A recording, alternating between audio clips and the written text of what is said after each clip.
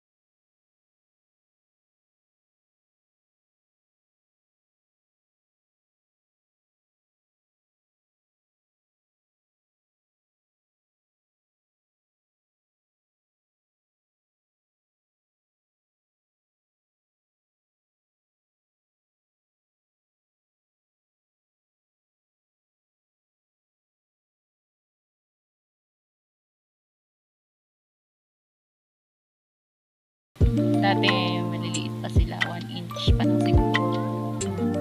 Kuha ko ng dahon ng saging mga katanim. Para doon sa paglalagyan ng mga sili. Ito na. Ito na nga mga katanim yung na-harvest naming siling panigang.